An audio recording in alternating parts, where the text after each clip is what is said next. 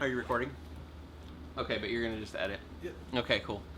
All right, so I'm here, Rising Phoenix Media, Jeff Woods. I'm here with Carrie Manson, who is a human rights activist and also a native of Milwaukee. And today we're going to discuss some of the aftermath, what happened in Milwaukee, what may have caused it, and some of the falsities that the mainstream media has put out there. So, Carrie, from my understanding with the mainstream media, the way they saw the Milwaukee Uprising, they saw it as armed black man got shot. The black community, along with Black Lives Matter, overreacted, destroyed their own communities, burnt down a gas station, and David Clarke and Scott Walker came in to save the day. So, that's pretty much it. Yeah. So, what do you think really happened? So, let's start with Seville Smith. Do you believe that what happened was all a result of him being shot? It had little to do with him. Yeah. It really did. It had to do with a culmination of at least 5 people being murdered in 2 years by cops. Okay. And in Milwaukee, the dynamic is very different. Black people live in one area, Latino people live in another area, white people live in another area, and they don't intermingle very much. So it's always the evil this color, the evil that color. There's never anyone coming together. And when the riots broke out, there was a gas station that was burned to the ground. But what they failed to say in the mainstream media was that this is a gas station where it's an Arab-run gas station, and 3 weeks prior, maybe 4 weeks prior, the owner's nephew shot in the air because some kids were stealing chips and candy. And the owner fired him, and that was his first day back to work.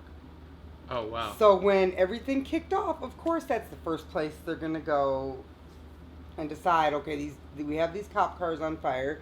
If we're going to just light things up, let's go burn this gas station down. Right. It was basically people saying, hey, you told us this guy was going to be fired, and now he's back a few weeks later. Right. And the community felt more betrayed than ever. So they burned it down. And I doubt it'll be rebuilt there. Right. I'm sure they'll get the insurance money and they'll rebuild somewhere else. But I doubt they'll rebuild there. They also burned down a beauty supply store that was Asian run and owned. A bank. A bank. Yeah. And what else was it? A liquor store, a black-owned liquor store. Right. Was burned down. What it was when the crowd, they were going towards the police station. They were coming in on a street called Burleigh. Right. And all those businesses, except for the gas station, are before the police station. That's right there. Right. When they got down to the bank, which is like right by the police station, they looked up and there were snipers on the roof, and the police station was barricaded shut. Like the doors were all barricaded shut, and there were snipers. So people were like, well, why didn't they burn down the police station or attack the police station? There were snipers on top of the roof. They would have been dead. Right. Right. And they had already torched some police cars. Oh yeah, they torched several police cars. So speaking of who was responsible for it, I think a lot of people put blame on Black Lives Matter, the organization. Do you think that they were behind? No. No. Black Lives Matter deals with policy and working from within the structure that's already there. Right. They don't work outside of the structure. Right. So and they don't promote. They don't promote violence. They don't work outside of the structure, and there's no official Black Lives Matters chapter in Milwaukee. There's just people that say Black Lives Matter. Right. And chant it and so forth. There's no chapter there. Right. So are they as an activist in that community, did you see a lot of people participating in Black Lives Matter or NAACP, or was it more outside of when I was there, system? it was outside of it. It was more Occupy the Hood. Right. Because when I was still living there, it was the Occupy time. Right. Occupy Wall Street, Occupy the Hood, all that kind of stuff. And Black Lives Matter wasn't even around yet. Right. But people shunned the NAACP because of their willingness to work within the structure that was already racist. Right. And people are just tired. They're tired. Milwaukee is statistically the most segregated city and the number one worst place for black men. and black boys to be raised. That's why I left. Right. For my child's sake. Being a biracial child, it just wasn't a place that I felt he would get an equal opportunity and have a good chance. Right. And So- even in Phoenix, it's much more. Well, I mean, you see less racial hate and segregation here. Way Even- less. Way less. And we're known as like the racial. Here it's Yeah. mostly against Latinos, unfortunately. Right. Black people don't experience the type of racism Milwaukee has to offer. Now, is it just mainly racism of the police, or is it within the community itself? It's within the community itself as well. Yeah. Because it's literally the way the city is divided up. You have black people here, Latino people here, white people here, rich white people over here. Right. And it's just the way it's structured. Even the neighborhood that I lived in, which was called River West, had a culmination of a lot of different races, Right. but they still didn't interact. It's like you could live next to your next door neighbor, and if they were of a different race, you might not ever speak to them. Because there was, a lot of media reports that it was unsafe for white people. No. No. That's funny to me. Right. I mean, I did even hear a video where a guy was like, "Go find the white people," and they didn't find anybody. But the Well, media used it as like they're out, attacking and committing acts of violence against white people, and I didn't see any of that. I mean, one person or even 100 people saying go attack white people, that's not the sentiment of everyone. Right. And that's how they made it seem. Were you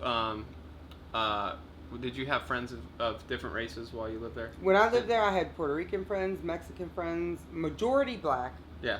and I had white friends. Right. Basically, a lot of it was due to college. Right. But I had a lot of white friends too, but I got very frustrated trying to explain to them that their way of life wasn't the way that everyone else got the luxury of living. Right. And when you're beating your head against a brick wall trying to explain to people that really have good hearts, Right. they just don't get it. Right. They just can't get through They can't get the white past privilege. the white privilege thing. And when you can't get past something and you can't empathize with others, Right. that becomes a really big problem. When all there is apathy and no empathy, we have a big problem. Now, speaking of a problem, how do you feel about Sheriff David Clarke? He's a sellout. he's funny. Right. To me, he's a joke. To literally sit up there and degrade your own people when those are the people that look just like you is ridiculous. And to do so under the pretenses of being a Democrat is just ridiculous. We tried to vote him out on more than one occasion. One of my very good friends ran against him like a year and a half ago when I was already here. Right. She ran on a socialist platform. She's a black woman. Right. She didn't win, but she got a lot of votes. She got Nice. way more votes than anyone expected her to get. So are they voting for the lesser evil? Is that why he gets reelected? I Because think so. he runs as a Democrat and then goes on Fox News and spouts hate and misinformation. And the only person who usually runs against him is a Republican. Right. And most Usually a people white guy, probably. Yeah, and most of the people I know have it so ingrained in them, especially the black people that I know in Milwaukee, that Democrats are the saviors. Right. Well, David Clarke is proof they're not. Right. He is the proof that party is just an initial these days. It's not like it was 50 years ago. Right. Where there was an actual definition in the parties. It's just not. People vote for him and he gets back in. Kind of like our Sheriff Joe, who just gets back in. We can't Right. get rid of him to save our lives. He just won't go away. But he is getting criminally Oh yeah, they are suggesting criminal contempt charges I for him. saw that. I was happy. So speaking of crazy white men, Scott Walker. Do you believe that? Do you think there were some economic policies of his that have led to some of this economic anxiety out there, and may have kind of contributed to some of what happened in Milwaukee? Refusing to take the Medicaid money from the federal government didn't endear him to people at all. Right. Made people hate him more. Slashing the budgets for public schools. People are pissed. Right. Their kids can't get a halfway decent education. Promoting vouchers. See, what people don't understand about that is Milwaukee was the testing grounds. We were the first place to have school vouchers. Right. And what he did with the school voucher, not only did he expand it, he raised the income cap on the parents to like astronomical levels. You have to make like over $80,000 to not be eligible for this program that was Right. supposed to help low income people. Right. Well, $80,000 is not low income. Yeah. So people are frustrated with him. He feels that he should be in women's reproductive health issues more than their doctors should. People are really frustrated. I've done a lot of protesting against him in my time there. A lot. We stormed the Senate and actually got on the floor of the Senate. Nice. Got arrested, but... Right. No, I remember seeing some of those videos of people like just occupying the entire whole building. building. Yeah. Unfortunately, at that point, I didn't have a way to Madison because Milwaukee and Madison are pretty far apart. Right. Like here in Phoenix is the biggest city, but it's also the capital. Right. Well, in Milwaukee, your capital is like 2 hours away. So that even creates, it would seem like, even more of a divide between Milwaukee and the state government. It does. And So that's another way that the people of Milwaukee remained voiceless, and they at some point broke. If you don't have and a that good was car, the only way you they can't could get speak there. was through Uprising. And it's really crazy because in 1967, the same exact thing happened. Right. The same exact thing. So if the same exact thing is happening, then there's been no progression of things. Yeah. If the same thing is happening.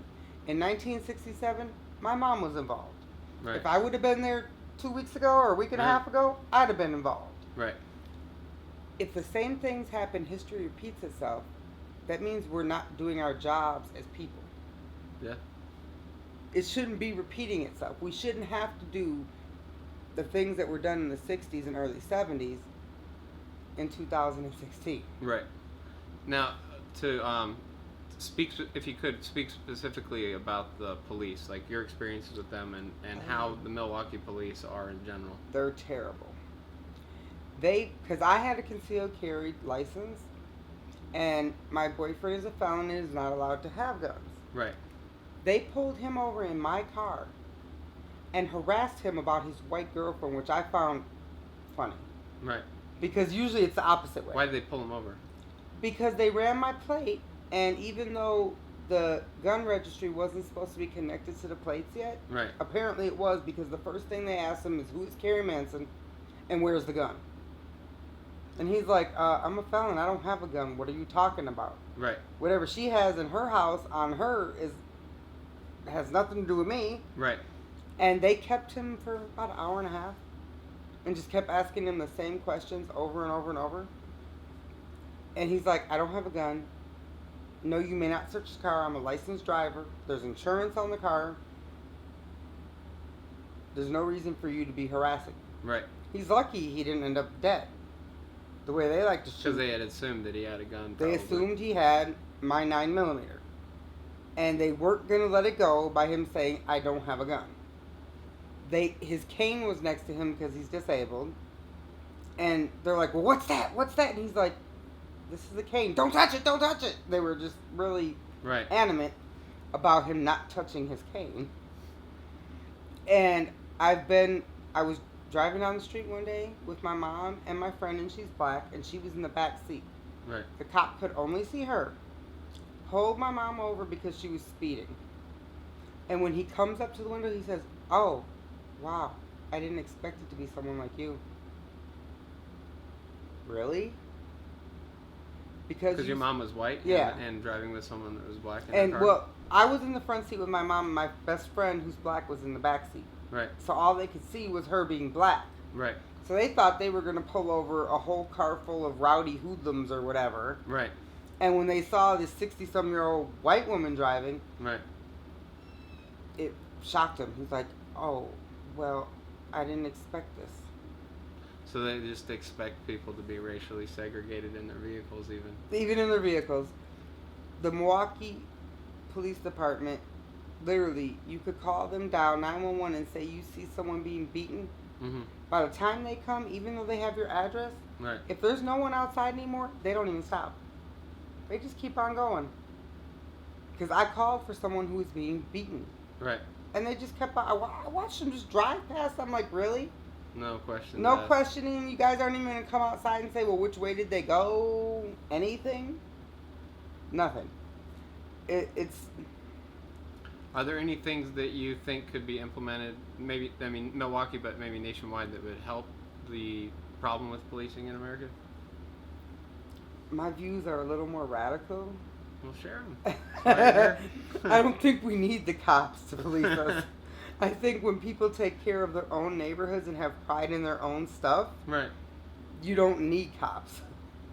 Right. That's just my personal opinion. If you police your own areas and you don't allow gangbangers and drug dealers to get away with their mess, Right.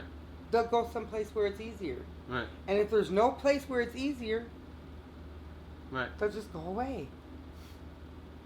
I mean, it wouldn't happen overnight, of course not. Right. But I haven't called the cops in over 20 years. Right. I'm sufficient. I can take care of myself. Right.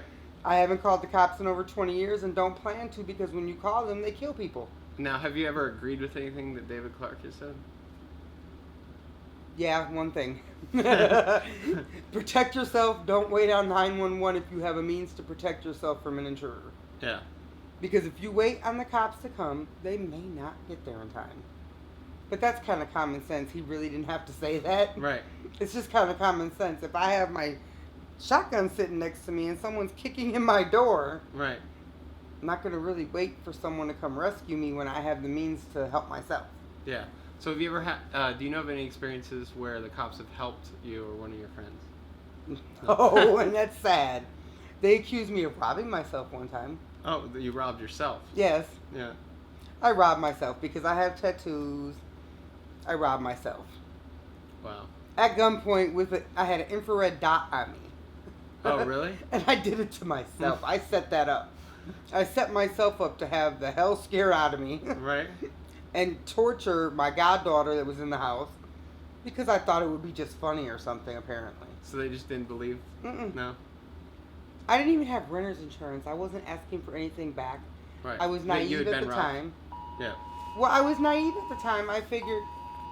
Mine will be going off in a minute. I was naive at the time, and I figured, well, you make a police report, that's what you do. I can't even turn this thing off. Yeah, I don't think you can. No. Even though I didn't like them particularly, Right. at that point, I was under the impression you make a police report, the shit's missing, it's gone, whatever. Right.